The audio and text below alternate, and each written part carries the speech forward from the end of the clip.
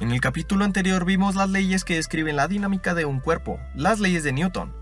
La primera ley de Newton o ley de la inercia nos dice que todo cuerpo permanece en reposo o con velocidad constante a menos de que una fuerza lo perturbe. La segunda ley nos dice que si una partícula llega a ser perturbada, esta fuerza es igual a la masa multiplicada por la aceleración.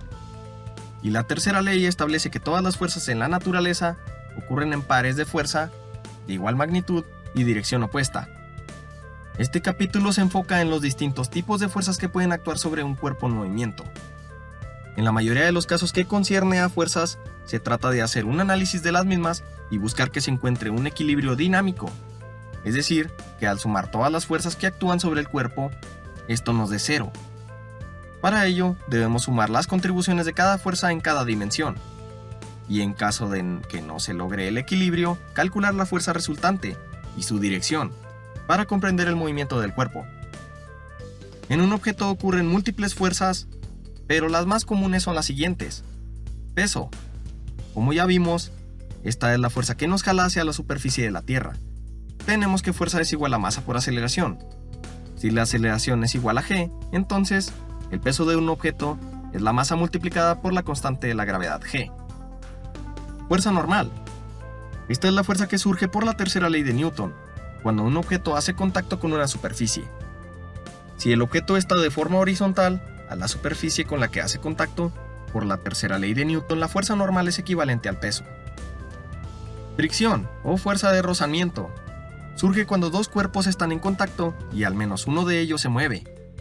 Esta acción provoca que se frene el objeto debido a que hace contacto con el otro. Para esta tenemos que fuerza es igual a menos μ por n, donde n es la fuerza normal y μ es el coeficiente de rozamiento, que depende del objeto con el que entra en contacto. Algunos objetos no detienen más que otros. Por ejemplo, el hielo tiene un coeficiente muchísimo menor que el concreto. Esta es la principal fuerza que provoca que todos los objetos se detengan cuando van en movimiento junto con la siguiente, la fuerza de resistencia, que esta surge cuando el objeto se desplaza en un medio. ¿Has sentido alguna vez que es más difícil moverte en el agua que en el aire? Esto es porque la fuerza de resistencia es mayor en el agua. Por lo general, esta depende de la velocidad. Fuerza es igual a menos beta por v, donde beta es el coeficiente de resistencia del medio, y v es la velocidad que lleva el objeto. Y esto se ve cuando el aire sopla muy fuerte, y se nos dificulta más el desplazarnos. La fuerza de resistencia es mayor. Fuerza de tensión.